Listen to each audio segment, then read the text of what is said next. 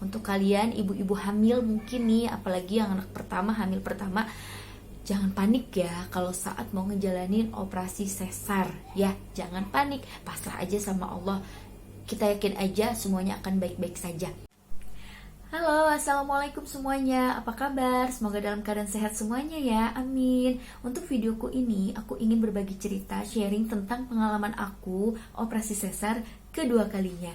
Dan sebelum aku lanjutin, aku mohon untuk kalian yang nonton video aku, tekan tombol subscribe-nya ya, agar aku semangat untuk buat video-video selanjutnya. Dan jangan lupa like dan komen agar kita semakin kenal dan semakin sayang. Oh iya, untuk kalian jangan salpok sama bando aku ya. Aku ini pakai bando anak aku, ingin seru-seruan aja mumpung mereka lagi pada tidur. Nah, aku lanjutin ya. Jadi, pengalaman aku operasi sesar itu sudah yang kedua kalinya. Dan rasanya itu, mantep banget nih pokoknya. Nah, makanya nih untuk kalian nih, mungkin aja yang nonton video aku nih, yang lagi hamil dan akan melahirkan dan diprediksi melahirkannya sesar, jangan takut ya, karena itu udah kodrat wanita dan kita harus hadapi, pasrah aja sama Allah, yakin bahwa kita bisa melewati dan semua akan baik-baik aja. Amin. Dan lanjut, jadi kenapa dan sebabnya apa aku bisa lahirannya itu sesar. Nah, aku ceritain dari awalnya ya. Saat awal kehamilan itu tuh aku ngerasain itu keputihan, dan sampai menjelang lahiran pun aku masih keputihan. Nah, tapi aku tetap ya selalu konsultasi sama bidan dan dokter, dan aku juga itu sampai USG 4 dimensi itu anak pertama kurang lebihnya 3 kali. Biasalah anak pertama ya, penuh rasa penasaran dan kekhawatiran. Nah, akhirnya semua dokter bidan menjelaskan kalau keputihan itu nggak apa-apa, masih dibilang wajar. Kita kalau searching di Google pun, di YouTube pun pasti sama ya. Semua menjelaskan kalau sedang hamil, keputihan itu nggak apa-apa, masih wajar asalkan tidak ada rasa gatel. Nah, alhamdulillah untuk anak yang pertama, dari awal hamil sampai menjelang melahirkan, aku itu keputihan dan tidak ada rasa gatel ya. Jadi aku tenang gitu kan. Nah, akhirnya saat menjelang lahiran, kan aku bolak-balik tuh ke bidan ya. Pastinya dong bolak-balik ke bidan saat menjelang lahiran. Nah, di situ bidannya bilang, perutku dipencet-pencet, katanya ini kok belum masuk panggul, udah 2 minggu mau menjelang lahiran, kok belum masuk panggul juga gitu kan. Nah, terus aku bilang sama bidannya, oh ya udah deh Bu Bidan, aku mau USG juga deh, tapi USG-nya aku mau di rumah sakit aja gitu kan.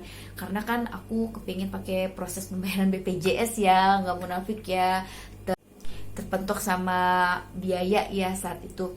Nah, akhirnya aku USG ke rumah sakit Aulia. Nah, di situ sebelum aku USG, Bu bidannya bilang, ya udah Ibu nanti kalau udah USG di rumah sakit, Ibu ikuti maunya dokter di sana ya, bagaimananya gitu kan. Oh gitu ya Bu bidan, oke deh. Nah, akhirnya keesokannya aku pergi USG, dan di sana Pak dokternya bilang, oh iya Bu, ini belum masuk panggul dan ini juga pun terlilit tali pusar, Ibu harus melahirkan sesar. Aku pasrah, aku jalanin aja deh, pokoknya aku hadapin aja meskipun rasa takut ada lah ya terbesit untuk ibu-ibu hamil, apalagi yang mau menjelang melahirkan. Akhirnya datanglah jadwal aku harus operasi sesar. Nah, di situ tuh udah pikiran campur aduk. Pasti sama nih yang nonton video aku yang pernah melahirkan sesar ataupun yang mau akan melahirkan secara sesar, itu pasti alami banget ya. Seorang ibu-ibu itu saat lagi hamil dan ingin melahirkan itu pikiran tuh masuk tuh ya, apa aja ada yang enak sama yang gak enak. Tapi lebih baik kita tenang, rileks, santai, dan berdoa pasrah sama Allah aja ya. Jangan dicontoh deh kalau pikiran-pikiran yang jelek kayak saya gini, jangan dicontoh. Berjalannya operasi sesar, aku mencoba untuk relax ya kan, pasrah. Memang itu kita harus relax, pasrah, jangan panik, karena kalau panik itu tekanan darah kita tinggi, itu berbahaya. Jadi nih untuk kalian ibu-ibu hamil mungkin nih, apalagi yang anak pertama, hamil pertama, jangan panik ya kalau saat mau ngejalanin operasi sesar ya. Jangan panik, pasrah aja sama Allah. Kita yakin aja semuanya akan baik-baik saja. Nah, akhirnya alhamdulillah atas izin Allah semua berjalan lancar dan anakku terlahir sempurna. Anak pertamaku terlahir sehat, aku pun juga sehat. Nah, selanjutnya Begitu setelah melahirkan dan kita pastinya melewati tahapan ke ruangan steril ya kan, itu udah pasti ya ke ruangan steril. Nah itu aku belum ngerasain apa-apa, masih enjoy ya kan, cuman badan masih kaku aja gitu kan. Belum bisa bebas bergerak, kaku karena masih terpengaruh oleh obat bius. Nah, sudah mau ke 4 jam kemudian mulailah rasa cenat-cenut itu berdatangan, dari yang cuman level 1 nambah 2 nambah 3 nambah banyak ya. Itu Masya Allah rasanya, oh jadi nikmat banget ya melahirkan operasi sesar ini. Mungkin bisa dibilang bukan cuman ibu yang melahirkan normal aja yang bisa dibilang ibu-ibu hebat, dan untuk yang ibu-ibu melahirkan secara operasi sesar juga, jangan kita pernah bilang bahwa wah yang sempurna itu, yang hebat itu ibu-ibu yang melahirkannya proses normal aja. Oh itu jangan, itu salah. Buat kalian yang udah ngerasain operasi sesar, Masya Allah itu rasanya itu bener-bener sakit banget. Apalagi nih kayak pengalaman aku ya, aku kan melahirkannya itu di rumah sakit, dan aku pembayarannya itu melalui proses BPJS. Jadi aku minum obat yang udah disediain aja dari rumah sakitnya. Obatnya itu mungkin karena BPJS obat yang standar ya, tingkatan dosisnya atau mungkin apalah aku nggak ngerti, itu nggak sebagus obat yang kalau kita operasinya itu bayar full. Nah itu bener-bener rasanya itu sakit banget ya kan, tapi semua itu bisa aku lewatin, pasti bisa kita lewatin, apalagi kalau kita lihat buah hati kita di samping kita.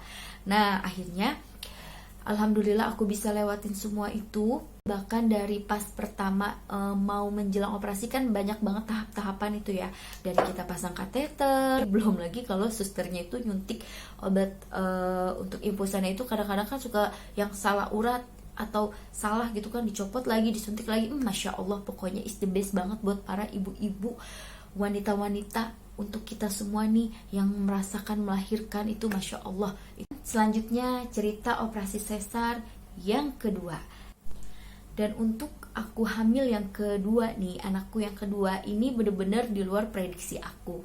Jadi aku tuh gak ada rencana sebenarnya pengen hamil lagi tuh dalam jangka waktu yang dekat, setahun 2-3 tahun tuh belum ada gitu. Aku mikirnya tuh nanti aja gitu, karena masih trauma, masih rasa takut gitu kan ngejalanin proses melahirkan SC gitu kan.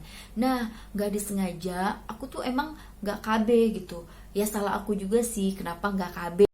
Kenapa aku gak KB? Karena saat anak pertama aku tuh bener-bener kayaknya tuh banyak banget kekhawatiran gitu kan. Kayaknya yang namanya anak pertama wajar lah ya, kita pasti banyak-banyak rasa takut atau salah gitu. Katanya kan kalau masih menyusui, tuh awal-awal aku menunda KB tuh katanya kalau masih menyusui itu nanti pengaruh dari air susunya, ya seperti itulah gitu kan. Padahal sih nggak kayak gitu juga ya, masih banyak kan cara KB-KB yang lain, sepertinya contohnya dengan spiral. Nah itu aku juga takut. Akhirnya terus berlanjut sampai anakku umur 3 tahun aku nggak KB juga. Dan akhirnya di luar prediksi, kukira aku masuk angin, ternyata eng nongol lagi di dalam perutku. Alhamdulillah itu rezeki ya. Nah setelah aku ngerasain pusing-pusing, mual-mual, akhirnya aku tes pack dan Allah kasih rezeki ke aku lagi, ke suamiku. Karena memang penantian aku mempunyai anak itu dari anak pertama itu tuh lama banget. Aku menikah tuh tahun 2012. Nah aku langsung 2 bulan setelah menikah aku hamil, dan disitu aku keguguran. Nah akhirnya aku dikuret. Nah itu cerita nanti di video selanjutnya aja ya, aku proses dikuret. Nah sekarang aku lanjutin yang proses anak kedua ya. Nah akhirnya aku hamil lagi kan. Nah ya ada senengnya, ada terharunya, ada bingungnya juga kan. Aduh kok secepat ini ya gitu kan ya. Tapi alhamdulillah banget, aku bersyukur banget. Nah begitu hamil anak kedua itu tuh ternyata aku sama ngerasain saat hamil, dari awal kehamilan sampai menjelang lahiran aku keputihan juga. Tetapi ini lebih sedikit bermasalah karena apa? Keputihan yang aku rasain ini terasa gatel dalam vagina aku. Ada nggak nih dari kalian yang lagi hamil atau mungkin yang dulunya pernah pengalaman juga sama kayak aku, hamil, saat hamil keputihan, dan keputihan itu sangat gatel banget nih pokoknya.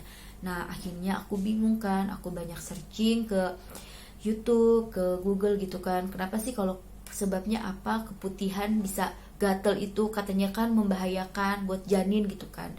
Tapi aku bener-bener banyak berdoa aja deh, kadang juga rasa takut ada gitu kan.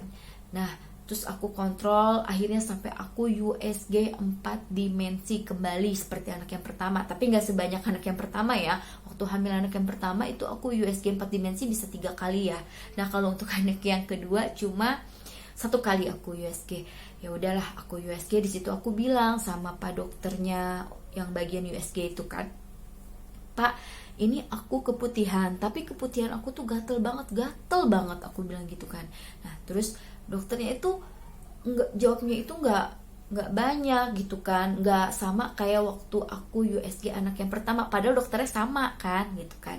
Jadi aku tuh USG di klinik khusus untuk USG ya, bukan di rumah sakit gitu kan. Sekarang kan banyak tuh klinik untuk khusus USG 4 dimensi gitu kan. Ya udah aku tanya di situ, tapi dokternya itu nggak jawab banyak pertanyaan aku gitu kan. Dia cuma bilang, oh ini sehat, nggak apa-apa gitu kan, komplit deh pokoknya kata dia gitu. Oh gitu ya pak dokter.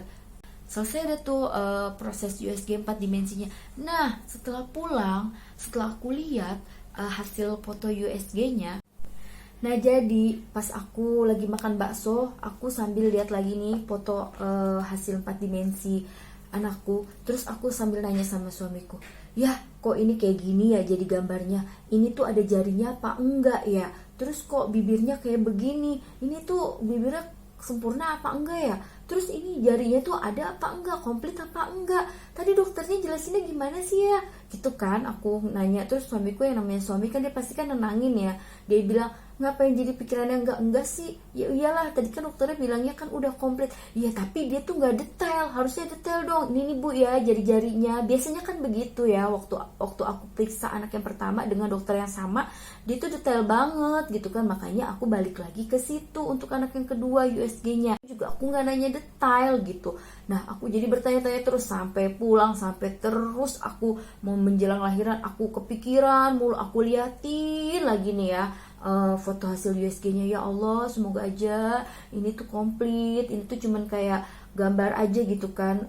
Memang kalau foto USG mungkin kayak begini 4 dimensi gitu kan, gak terawang semua gitu kan. Pokoknya aku bener-bener panik dah, kepikiran terus, jangan dicontoh ya.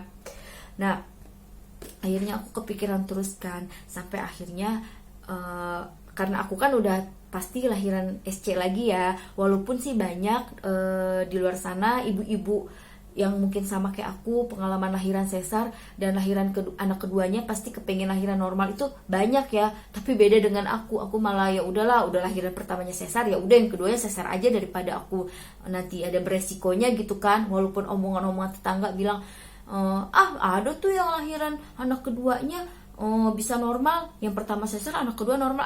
Aku mah udahlah nggak peduli, aku yang ngejalanin gitu kan, bukannya kalian yang ngejalanin gitu kan.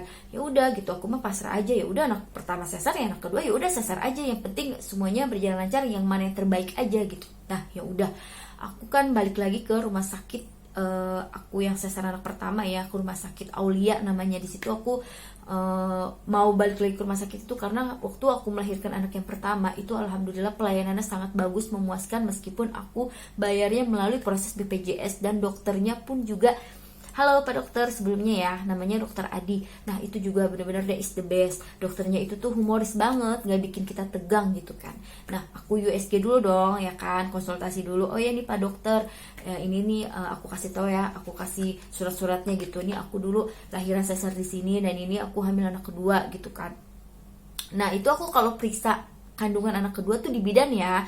Nah kalau untuk periksa di rumah sakit itu cuman karena untuk menjelang melahirkan aja gitu kan, karena dikit lagi mau melahirkan, dari jauh-jauh harinya gitu aku harus ke rumah sakit itu gitu kan, buat kasih tahu ini aku mau lahiran anak kedua, aku mau sesar lagi gitu kan. Ya udah, nah terus akhirnya kan pastikan dengan proses USG lagi kan. Nah lucunya di sini ya kan, saking aku berhari-hari, berminggu-minggu gitu aku masih kepikiran masalah foto USG ini gitu kan.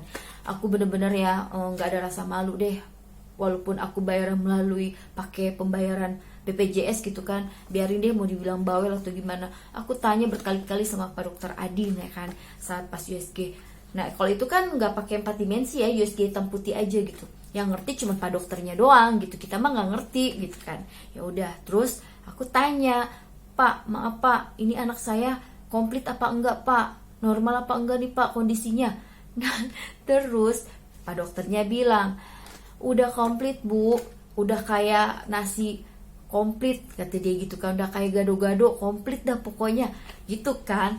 Tapi dengan aku emang dasar oneng, masih aja panik gitu, masih aja belum puas gitu kan. Padahal tuh dokternya udah humoris, udah ngejelasin gitu kan.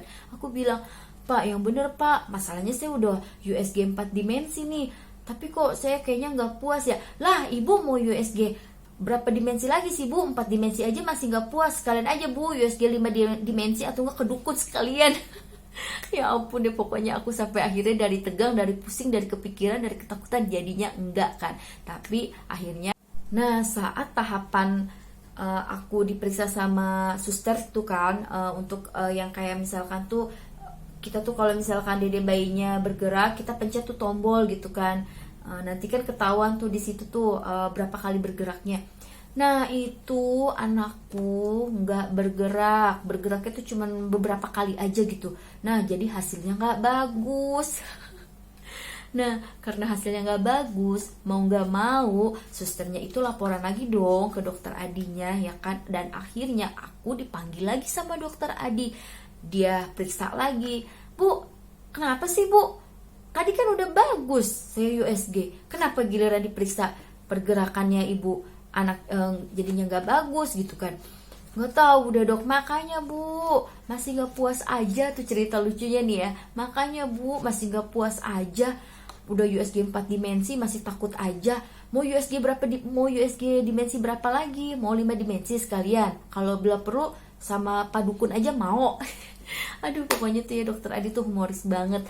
Ya udah, makanya jangan tegang, santai aja Bu. Yaudah, sekarang diperiksa lagi ya. Nah kan, periksa lagi dah tuh. Nah, ini bagus udah. Aduh, bener-bener itu dokter Adi is the best banget. Hai kalian nih mungkin yang nonton video aku yang tinggal di daerah Jakarta Selatan pasti tahu ya Rumah Sakit Aulia. Dan mungkin aja nih yang kebenaran nonton video aku pengalamannya pernah melahirkan di Rumah Sakit Aulia dan ditangani dengan dokter Adi. Itu bener-bener deh pasti is the best banget dokter Adi itu ya. Nah akhirnya ya alhamdulillah setelah diperiksa dia lagi, oh ya udah semuanya udah bagus. Nah akhirnya ditulislah jadwal aku operasi sesar yang kedua. Nah berselangnya waktu, akhirnya aku ngejalanin operasi sesar yang kedua. Nah masya Allah rasanya itu ya, bener-bener aku pikir sama ya dengan operasi sesar yang pertama. Oh ya udah keprediksi nih rasa cenut-cenutnya, cuman abis 4 jam steril, cenut-cenutnya itu paling seharian udah enak gitu kan, besok juga udah bisa bergerak-gerak gitu kan. Ternyata untuk yang keduanya setelah operasi sesar, obat biusnya hilang. Itu sakitnya bisa dibilang sampai ke ubun-ubun ya. Cuman alhamdulillah aku masih bisa nahan, aku masih bisa tenang. Aku bawa istighfar aja, aku bawa zikir aja deh, pokoknya nyebut nama Allah, Allah, Allah, Allah terus. Nah yang di samping-samping aku nih pas di ruang steril itu, ya Allah, hai yang masih kenal aku mungkin yang nonton video aku, apa kabar nih? Tuh mereka tuh pengalaman pertama ya operasi sesar, masya Allah bawel banget sampai susternya itu bete ya saking bawelnya. Ya maklum sih, kaget kali ya ngerasain rasa cenut-cenut tuh abis pas kelahiran sesar. Padahal mereka yang pertama ya, gimana aku yang kedua. Kalau udah dateng rasa sakitnya itu bener-bener nyecer banget sakitnya. Ya udahlah, aku baca-baca aja, aku istighfar, aku berusaha tenang. Malah aku lagi sakit banget, mungkin level sakit aku melebihi mereka nih yang kanan kiri aku nenangin mereka gitu kan. Ya udah gak apa-apa Mbak, Kak gitu kan, tenang aja, emang kayak begini rasanya gitu kan, jangan teriak-teriak mulu gitu kan, udah sabar aja ntar juga hilang lama-lama gitu. Ya udah kan.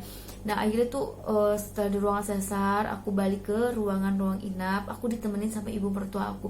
Saking bener-bener rasa sakitnya itu ya, gak mau kelar-kelar. Jadi gini, ntar sakit, ntar reda, atau nongol lagi tuh, muncul lagi rasa sakitnya bener-bener nyecer banget. Sampai ibu mertua aku tuh aku tegur gara-garanya apa? Dia buka bungkus roti itu berisik banget. Aku pas banget lagi datang rasa sakitnya itu yang nyecer. Aku gini, Bu, maaf bu, udah bu, jangan dibuka lagi ya tuh roti. Emang apa? Aduh, malah tambah sakit rasanya itu dengar suara kasak kusuk bungkus roti. Ya ampun, deh pokoknya tuh nikmat banget. Nah, udah kan, namanya kita pakai pembayaran BPJS cuman paling 3 hari aja aku di rumah sakit, terus aku pulang, dan itu pun 1 hari di rumah sakit. Selesai operasi dari ruangan steril, sorenya dokternya, susternya udah bilang, ayo bu, belajar bergerak ya. Masya Allah, bener-bener deh, kita udah harus suruh belajar bergerak. Padahal itu tuh bener-bener lagi sakit-sakitnya banget. Tapi gak apa-apa, semua bisa terlewati, alhamdulillah. Nah, sampai rumah, berjalannya waktu, bener-bener beda. Operasi yang kedua ini tuh rasanya bener-bener beda. Sampai rumah, sehari, 2 hari, seminggu, 2 minggu, sebulan, aduh bener-bener sampai 2 bulan kurang lebihnya itu aku masih ngerasa sakit banget, sakit. Jadi memang sih nggak terus-terusan sakitnya. Kadang nih kalau lagi muncul sakit, terus kalau misalkan lagi tidur mau bangun itu sakit. Beda banget sama yang pertama. Kalau yang operasi sesar pertama, pulang ke rumah aja tuh udah gak ada rasa sakit, udah enjoy, udah bisa aktivitas biasa. Nah kalau yang kedua, bener-bener mantep banget deh rasanya. Itu tuh 2 bulan baru bener-bener hilang rasa sakitnya. Maksudnya nggak ada lagi tuh nongol-nongol rasa cenut-cenut tuh, udah hilang gitu, udah normal lagi. Tapi dalam 2 bulan itu, ya Allah, bener-bener deh sampai dari jahitan aku tuh keluar daging gitu kan. Nah itu katanya kiloid atau apa gitu kan, keluar daging. Nah terus sampai berair gitu kan. Akhirnya aku mutusin untuk balik lagi ke rumah sakit.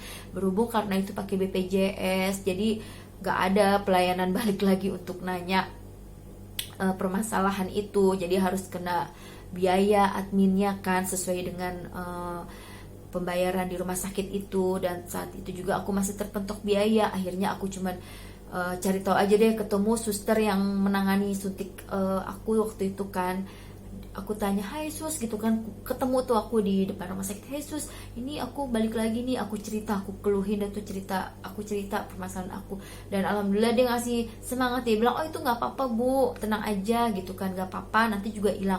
Nah ya udah, tapi kan aku tetap khawatir ya kalau belum kontrol. Akhirnya aku kontrolnya ke puskesmas. Nah setelah di puskesmas, alhamdulillah juga dokter puskesmasnya juga baik kok gitu kan. Dia bilang, oh ini nggak apa-apa, nanti kalau emang 3 hari masih kayak begini, belum mengempis gitu, belum kempes daging yang keluar itu, ibu bisa balik lagi ya. Dan tapi alhamdulillah setelah 3 hari, setelah dikasih salep, cuma pakai salep dari puskesmas ya, alhamdulillah itu lama-lama kempes dan sampai sekarang baik-baik saja. Nah jadi seperti itu cerita aku dari hamil pertama, merasakan operasi sesar yang pertama, dan hamil yang kedua merasakan operasi sesar yang kedua. Masya Allah, rasanya itu nikmat. Itu adalah anugerah juga ya buat kita. Jadi kita tuh sudah merasakan menjadi wanita yang sempurna, sudah bisa merasakan hamil, melahirkan, dan mempunyai anak AIDS. Tapi buat kalian wanita-wanita, ibu yang sudah menikah nih ya, yang mungkin yang belum merasakan hamil, jangan bersedih ya. Tetap semangat, tetap berdoa sama Allah. Insya Allah suatu hari nanti Allah kasih rezeki, Allah kasih waktunya kalian bisa hamil. Aku juga dulu sama, pengalaman aku tuh 5 tahun kurang lebihnya aku baru hamil dari pas keguguran, ya kan. Sedih, stres, terus galau, terus putus asa, itu campur aduk ya selama 5 tahun itu. Tapi akhirnya berkat aku berdoa, aku pasrah sama Allah, alhamdulillah akhirnya Allah kasih kepercayaan buat aku. Dan alhamdulillahnya lagi dalam jangka waktu yang dekat Allah kasih lagi kepercayaan buat aku punya anak kedua. Alhamdulillah anak aku sehat dan sempurna, tumbuh kembangnya juga normal, dan aku pun juga sehat. Oke, cukup sampai sini dulu ya video dari aku, sharing aku masalah sesar, video singkat aku, video sederhana aku, permasalahan aku sesar. Mungkin kalau misalkan banyak kurangnya atau mungkin kurang jelas dari video aku gitu kan, mohon maaf kalau masih banyak kekurangan dari video aku, dari perkataan aku mungkin yang gak enak didengarnya, aku sangat mohon maaf ya. Semoga dari pengalaman operasi sesar aku yang aku share, semoga ada manfaatnya buat kalian. Setidaknya manfaatnya itu kalian jadi yang tadinya mungkin rasa takutnya yang lagi hamil nih, nonton video aku yang mungkin tadinya ada rasa cemas takut, jadi nggak takut, jadi semangat gitu kan, dengar cerita aku gitu kan, bahwa ketakutan kita itu pasti akan berlalu kalau kita itu yakin, pasrah, banyak berdoa, ya kan, kita jalani. Oke, sampai